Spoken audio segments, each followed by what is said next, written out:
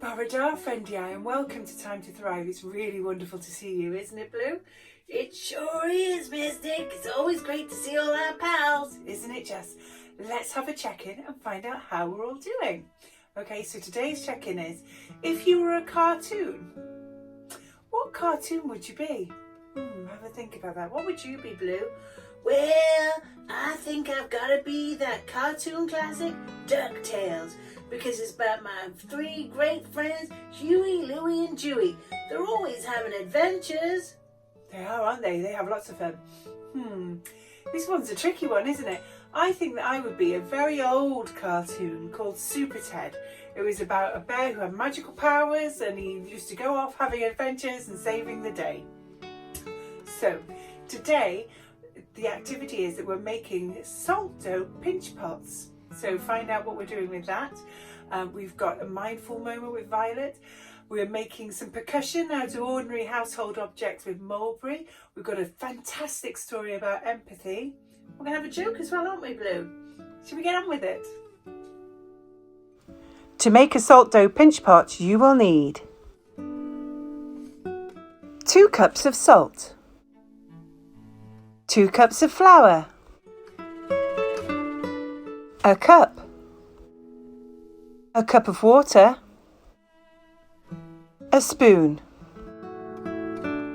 some paint, and a mixing bowl. Begin by adding 2 cups of flour to your mixing bowl.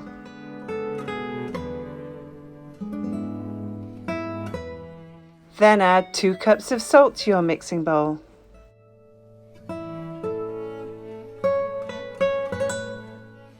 Add a cup of water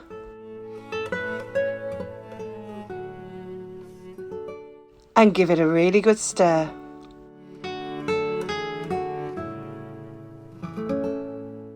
Then knead your dough in the bowl.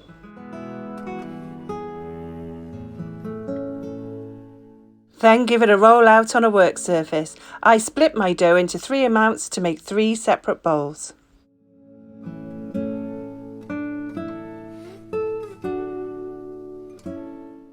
Roll a lump of dough into a ball and then take your thumb and press your thumb down into the centre of the ball of dough.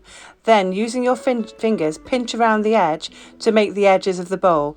You can make the size of the bowl as high or as low as you like.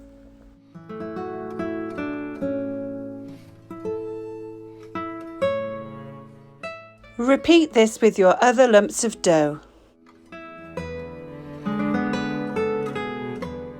Allow your bowls to dry. This can take up to 24 hours. Now your bowls are dry, you can decorate them.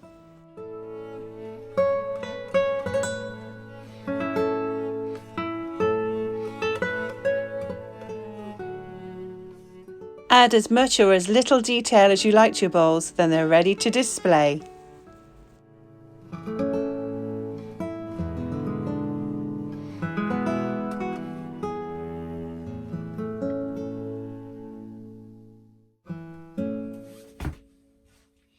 Mulberry's here, everyone. Hi there, Mulberry. How are you doing? All right, everyone. How are you all doing? Ready to make some music with Mulberry? We sure are. So what are we doing today, Mulberry? Well, Miss Nick, we're going to carry on with our gratitude song because it's a really fab song, isn't it? And this time you're going to add some percussion. But I thought I'd sing the song through first just to remind everyone how it goes. Sounds like a good idea, doesn't it? Right then, Mulberry. So you're going to go first, singing the song for us. Okay, are you ready then? I can be grateful for things big or small. Looking around me, I see them all. Sunshine and flowers, the breeze in the air. Hugging my loved ones to show that I care. I'm grateful for quiet and feeling at peace. Positive thinking is what I'll achieve. Wowzers, what a great little song. I can't wait to add some percussion to this. So what are we going to do now then, Mulberry? Well, Miss Nick, what I want to demonstrate to everyone is that we have percussion. If you don't have a drum kit or cymbals in your house, we've got percussion we can use everywhere. So I've got the cheese grater and a metal spoon, and if you'll get that, what I want you to do, Miss Nick, is keep the rhythm with that while you sing the song. Oh, we can do that, can't we? And if it's not a cheese grater, it could be a saucepan or a saucepan lid that you can bash or anything at all. And remember, we've always got body percussion if we can't find anything else. So if I pop Mulberry here on my lap, he's going to be just peeping up there, look. You can just see. And I've got my cheese grater and a spoon. So what I'm going to do, I'm just going to make the rhythm and we'll sing the song. Remember, join in with me if you can remember the words. If not, just come along or make up the words. It's all good. Are we ready then? I can be grateful for things big or small.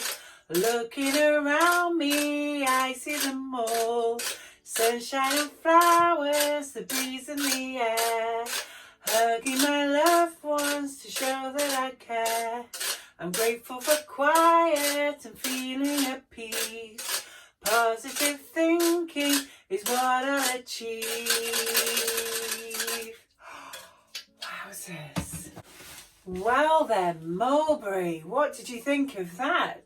Oh, well, Miss Nick, that was fantastic. Oh, I loved listening to that, and adding a bit of percussion just gives it another level. I hope you all enjoyed it at home as well. We'll try something different tomorrow, shall we? That sounds like a fab idea. See you next time then, Mulberry. I've got a really lovely book to share with you today. It's called You, Me and Empathy, and it's written by Janine Sanders and it's illustrated by Sophia Cardoza. Let's take a listen, shall we? When I was a baby, I really was small, while everyone else seemed incredibly tall. But as I grew older, I started to see that people are people, just like me. How are you the same as your friend, sister, brother? How are you different? Sometimes I'm happy, sometimes I'm sad, sometimes I'm worried, and sometimes I'm mad. We all have feelings, you have them too, and sometimes I feel just exactly like you. What makes you happy, sad, worried, mad? When my mother was sick with a tummy bug, I knew that she needed a big snuggly hug. I rubbed her back and patted her hand and said, "I'm so sorry, I do understand." For once I was sick with a terrible flu. I sneezed and I spluttered, but what could I do? My mother said softly while patting my hand, "My dearest of dears, I do understand." That's when she gave me a big snuggly hug, and I instantly knew that I was humongously loved. My mother was kind and caring to me, exactly the same as how we should be. Who helps you when you are sick? How do they make you feel? When my brother fell over and hurt his knee, he cried and cried in front of me. I helped him up and said, "There, there," and sat him down on the kitchen chair. For once when I slipped and cut my knee, my brother was there to care for me. He held my hand and said, "There, there," and sat me down on the kitchen chair. Who shows you kindness? In what ways do they show you kindness? How do you show kindness to others? One day in the park, a girl was pushed over, knocked to the ground by a dog called Rover. I knew his name because, you see, Rover the dog did the same thing to me. The poor little girl sat still on the ground, not a sob, not a whimper, not one little sound. Then all of a sudden she started to cry. Perhaps I could help, it was worth a try. "There, there," I said as I patted her arm. "Rover the dog doesn't mean any harm. He's just being playful, so try not to fuss. He just doesn't notice small people like us." Have you ever helped anyone who was sad? How did you help them? One day at school, while having fun, I saw a boy alone in the sun. No one came over and said, let's play. I could see he was sad. He was not okay. So I left my friends and over I ran, and I asked if he'd like to play in the sand. His smile was huge, enormous and wide. It gave me a warm, fuzzy feeling inside. When I started school, I too sat alone. I had no one to play with. I longed to go home. Then a girl called Abby ran over to me and asked me to play near the old oak tree. We gathered some acorns for finger hats and swung from the branches like acrobats. We played for ages, and from that day, friends forever, we always say. Have you got a good friend? How does your friend make you feel? Yesterday at the big green slide, I saw a child run away and hide. Come back, said her dad, just give it a try. This slide is not so terribly high. So up she climbed to the very top. Slide down, he said, I'll help you stop. But there she sat and there she stayed, wanting to move but too afraid. I knew just how this girl was feeling, worried and scared. Her head was reeling, for when I was little I sat at the top, terrified that I wouldn't stop. You can do this, is what I said. You're braver than you think, it's all in your head. The more and more brave things you do, the easier it becomes for you. I am really brave, the girl shouted down, and whoosh! Before we knew it, she was on the ground. Have you ever felt scared? What happened? Tell me about a time that you had to be brave. So as I am growing taller each day, I'm learning so much in so many ways. I'm learning that we should try to be kind, helpful and caring all of the time. Our world is so special, we all need to care about one another and the earth we share. People together from far and from wide.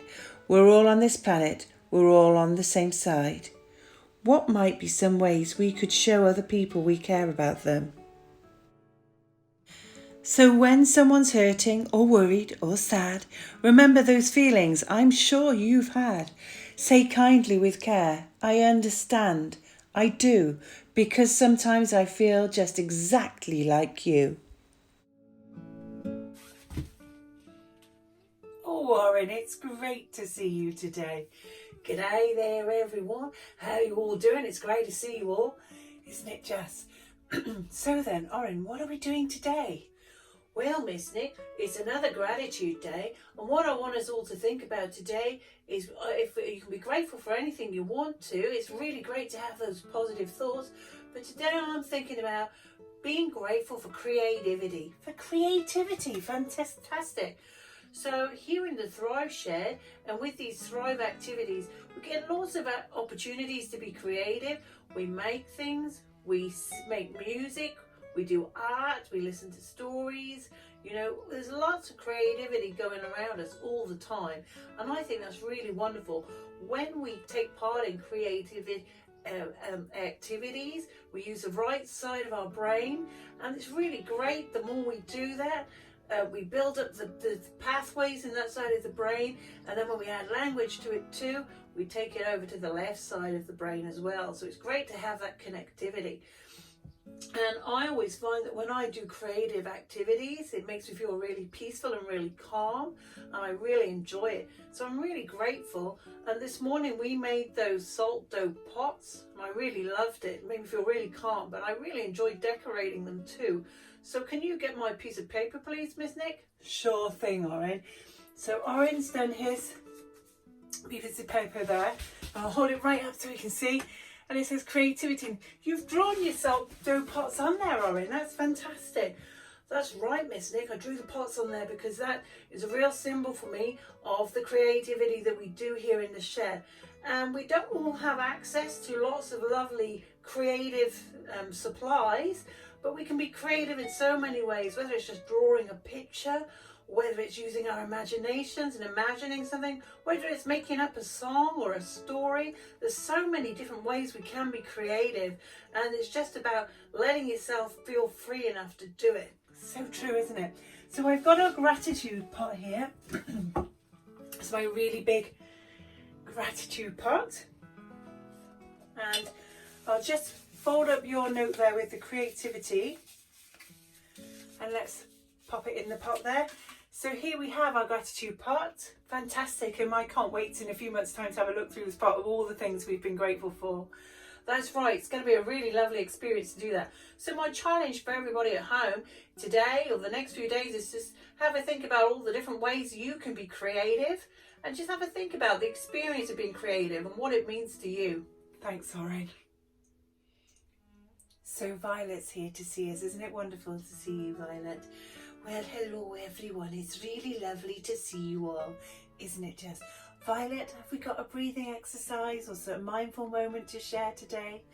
Well, Miss Nick, the exercise I've got just for today to try out is a hug. A hug? Amazing.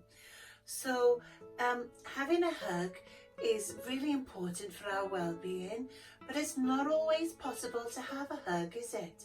Sometimes the people we need a hug from aren't available, but sometimes we just need to have that hug, because we've talked before, haven't we, about oxytocin, and when we smile at people we release oxytocin, but when we have a hug with people we release oxytocin as well, and oxytocin calms us, it affects our well-being, and it stops us feeling so stressed out. Wow, there's a lot going on there, isn't it? So sometimes we can give ourselves a hug. Wow, interesting. That's right. So I'll tell you what to do, and then you have a go to demonstrate it for the children then, Miss Nick. Okay, sounds like a plan. So what you need to do is you need to put your right hand under your left armpit, and then put your left hand, stretch it over the other side and put it on the top of your right arm. And then you can have that embrace as tightly or as loosely as feels comfortable. But it is recommended that if you give yourself quite a nice snug hug, your body feels that containment, your body really experiences the hug, and you release some oxytocin and it helps to calm you down. We will take 3 breaths whilst we're having our hug. Is that okay, Miss Nick? Sounds perfect.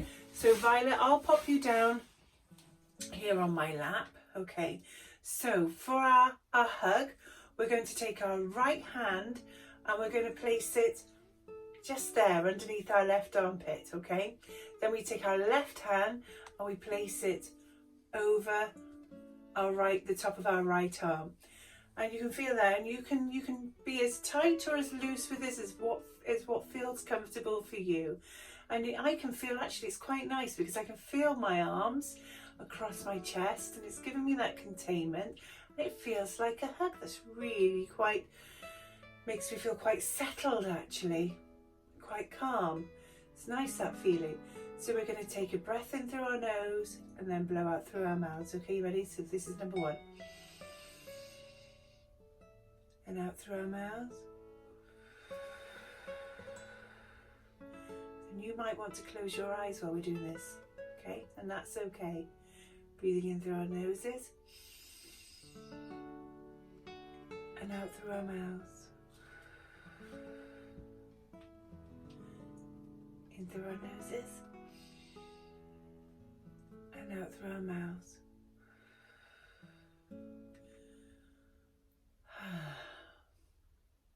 It's having a really, really strong effect. It's really making me feel a lot calmer. It's making me feel quite secure and quite safe as well.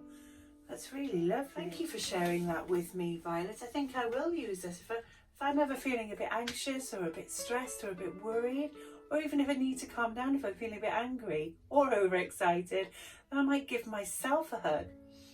That's good. It's so easy, isn't it, Miss Nick, that you can give yourself a hug whenever you need to. And remember, if there's people there that will give you a hug, ask someone else to give you a hug too. Isn't that wonderful? Thank you, Violet.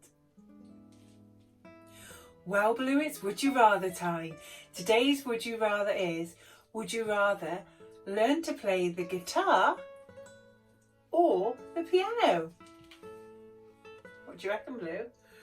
Well, I'd like to be able to play both those instruments. They're both amazing. But if I had to pick one, I think it's gotta be the piano. It makes such a fantastic sound. Sure does. That was a tough one, wasn't it? I wonder which one you would choose. So before we say goodbye, we've got time for a joke. And today's joke is, knock knock. Who's there? Oscar. Oscar who? Ask a silly question, get a silly answer.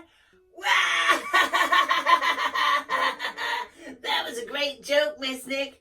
It was a funny one, wasn't it? And that's all we've got time for, so it's time to say goodbye. You ready, Blue? Okay then.